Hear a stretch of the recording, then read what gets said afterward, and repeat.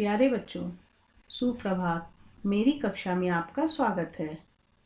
बच्चों, आज आप पढ़ेंगे पाठ 16 लालची बंदर की कविता। कविता पढ़ने से पहले मैं आपको एक छोटी सी कहानी सुनाती हूँ। एक समय की बात है, एक बंदर जो कई दिनों से भूखा था और खाने की तलाश में इधर उधर घूम रहा था। तभी उसको एक घड़ा दिखाई दिया जो भुने चनों से भरा हुआ था। घड़ा एक ऐसे घर में रखा हुआ था जहां कोई नहीं था, यानी जो घर में रहने वाले व्यक्ति लोग थे, घर के मालिक जिन्हें हम कहें, वह घर पर नहीं थे। अब भुने चनों से भरा घड़ा देखकर बंदर के मन में लालच आ गया। क्या आ गया? लालच आ गया। लालच क्यों आ गया? क्योंकि वह कई दिनों से भूखा था। उसने क्या किया? उसने अपने दोनों हाथों को घड़े में डाल दिया। क्यों डाल दिया? क्योंकि वह भूखा था, और जब कोई भूखा होता है तब वह खाना जल्दी जल्दी खाने की कोशिश करता है। बच्चों, आप भी ऐसा ही करते हो ना? जब आपको बहुत तेज भूख लगती है तब आप भी जल्दी जल्दी खाने की कोशिश करते हो। ठीक इसी तरह बंदर ने भी किया। लेकिन क्या हुआ? बंदर ने दोनों हाथ घड़े में डाल तो दिए, लेकिन चने से भरे हाथों को वह बाहर नहीं निकाल पाया, क्योंकि घड़े का मुंह छोटा था। उसने बार बार हाथ निकालने की कोशिश की, लेकिन वह हाथ नहीं निकाल पाया। इस काम में उसे बहुत देर लग गई। इतनी देर में क्या हुआ? इतनी देर में घर का मालिक डंडा लेकर आ गया। फिर तो आप जानते हो कि डंडे से उन्होंने बंदर के साथ क्या किया होगा। तो बच्चों, इस कहानी से हमें पता चलता है कि लालच करना बुरी बात है और लालच का परिणाम बुरा होता है। जैसा कि इस कविता में एक बंदर के साथ हुआ। इस कविता में एक भूखा बंदर चने के घड़े में दोनों हाथ डाल देता है। दोनों मुट्ठियों में चने भरकर हाथ निकालना चाहता है, लेकिन नहीं निकाल पाता। तो आइए कविता पढ़कर जानते हैं कि बंदर का क्या हुआ। आप अपनी हिंदी बुक उत्कर्ष का पाठ 16 लालची बंदर खोलिए। एक समय की बात बताऊं, कई दिनों का भूखा बंदर खाने को कुछ पा जाने को घूम रहा था इधर उधर। एक समय की बात है कि एक बंदर जो कैसा था? भूखा था और खाने के लिए इधर उधर घूम रहा था, या खाने की तलाश में इधर उधर घूम रहा था।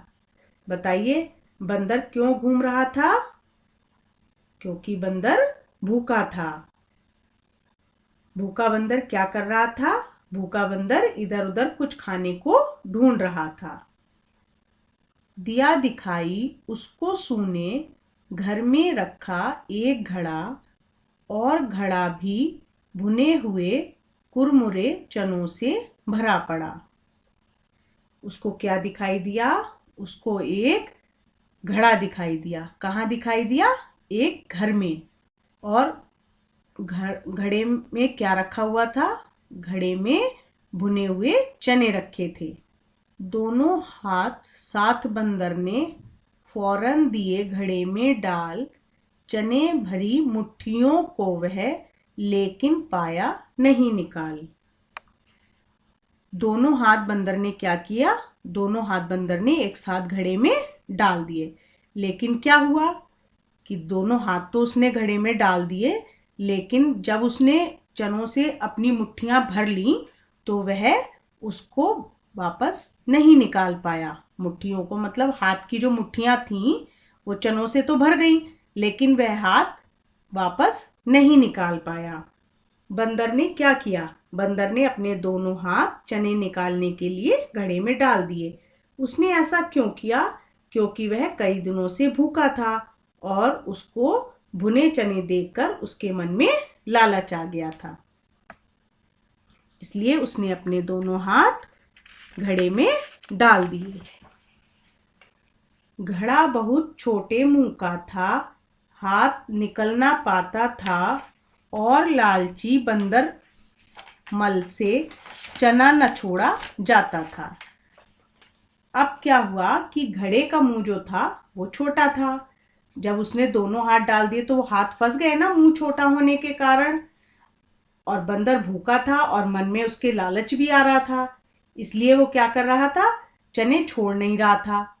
हाथों की मुट्ठियों में से चने नहीं छोड़ना चाह रहा था।